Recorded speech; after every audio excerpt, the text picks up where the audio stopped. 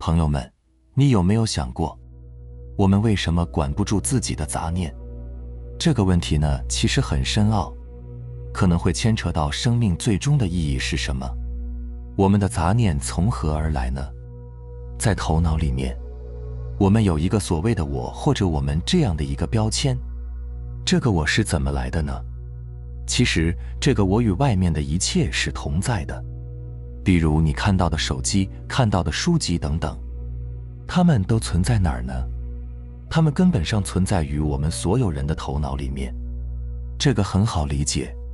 如果把现在地球上所有人的头脑全部清空，把他们的大脑记忆全部清空，那么外界的这些也就到此为止了。我们最初刚刚生下来的时候，实际上呢，这个头脑它就像一个空白，从第一个念头升起开始，或者说做分别的时候，就是来自于我们父母的启蒙。什么样的启蒙呢？就是让你有一个分别的启蒙。他会告诉你你叫什么，然后你妈妈是谁，你爸爸是谁，你爷爷奶奶是谁，然后这个是什么，那个是什么。由此开始，包括我们接下来所有的教育和所有的外界产生的信息，通通都在告诉你如何分别万物。什么是万物？为什么我们控制不了自己的杂念呢？因为这个所谓的我，它的来源其实就是在众多的杂念上形成的。我们的大脑就像一个空谷一样，外界所有的事物在变换的时候，或者说我们通过感官系统接收到所有的信息的时候，这个信息就像在谷中的回声一样。我们接触这个世界的信息越多，无论是主动接收的也好，还是被动的被灌输的也好，当我们的头脑里面的信息越来越多的时候，那么也就是说，这个空谷里面的回声被动着做回应的时候，信息越多，这里面的回声越多。当我们需要去分别万物的时候，这个时候其实就产生了我与万物，也就是我是怎么形成的，是从分别的那一刻起，这个我的角度，这个立足点就出现了，然后再以这个角度去分别万物。我们每个人的头脑呢，实际上都是在根据我们的感官接收到的信息来去做回应，这是一种回应的机制，都像这个空谷里的这些回声一样，它是回声，不是发出声音的本源。你可以想象一下，或者说回想一下你以往所有的想法，或者说想要做的计划，以及所有的认知观念，它们是基于什么？通通都是来源于外界给到你的所有的信息而做出的相应的回应。你怎么去判断这件事情？你怎么认为这件事情？以及你怎么认识这件事情？或者你将要如何进行某件事情等等，都是通过外界的信息而做的被动的回应。这些所有被动的回应就像空谷里面的回音一样，这些回音不断地丰富了自我感。比如我是什么身份，我从小到大有什么样的经历。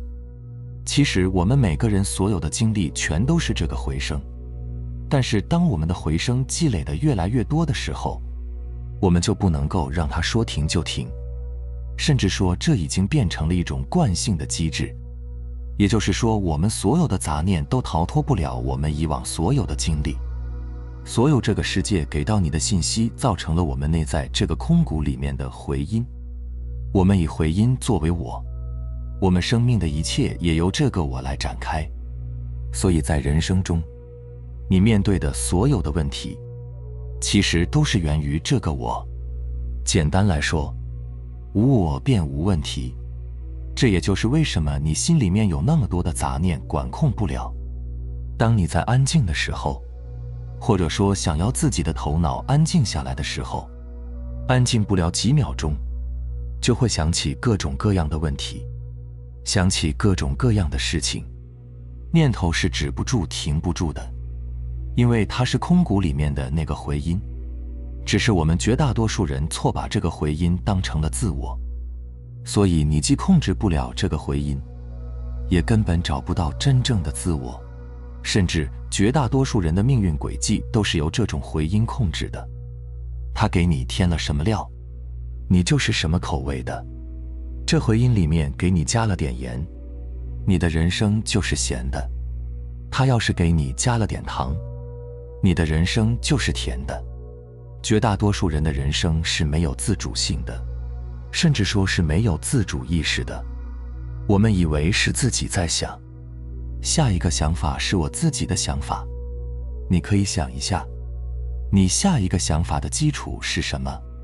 是不是来源于上一个想法，或者说一个反驳，或者说你认为的一个创新等等？所有的想法都超脱不了你所接收的所有的这些信息。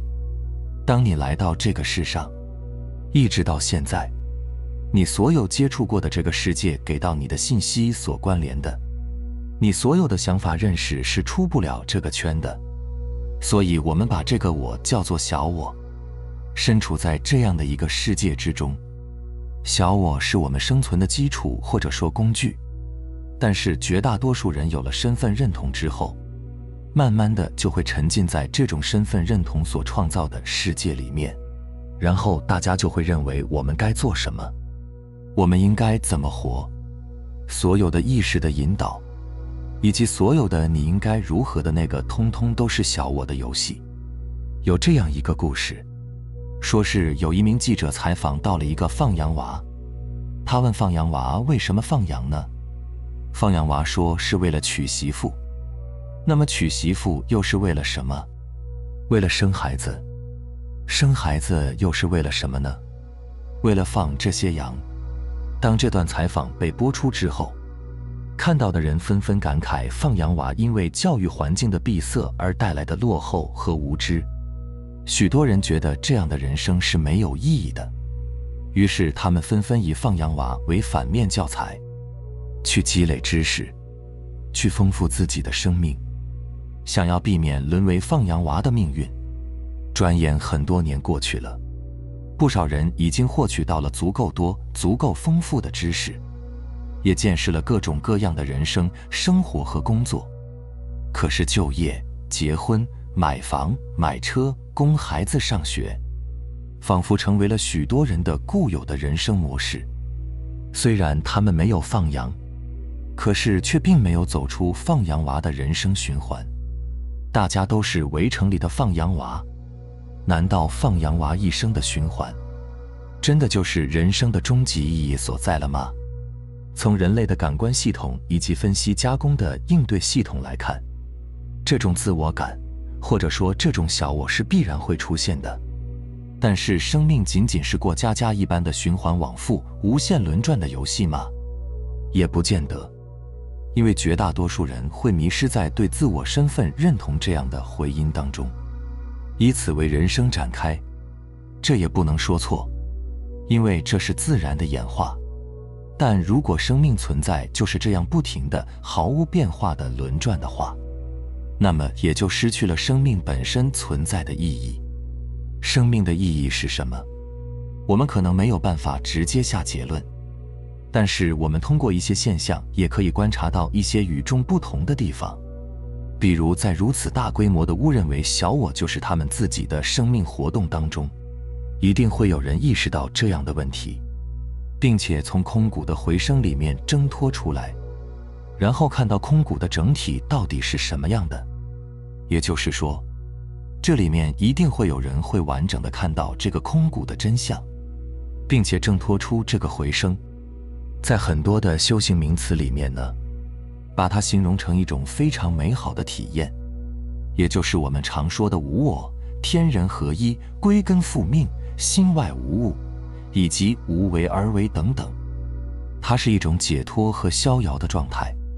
到达这种无我的状态以后，这其实就不是什么秘密了，只是大家处在头脑层面的时候，是看不到进入无我大门之后的景象的。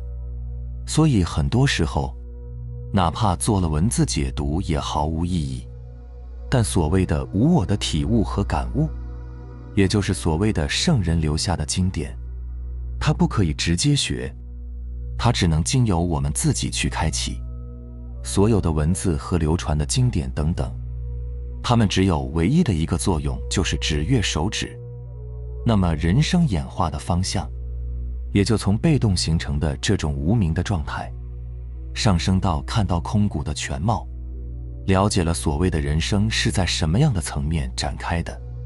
这实际上是对于生命本身，或者说对这个世界的了解更加的透彻。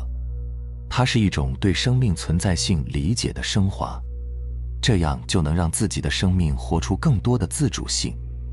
就像水一样，这个世界上有大海，有江河，有湖泊，但是这都不是水的形状，而是大海和江河湖泊的形状。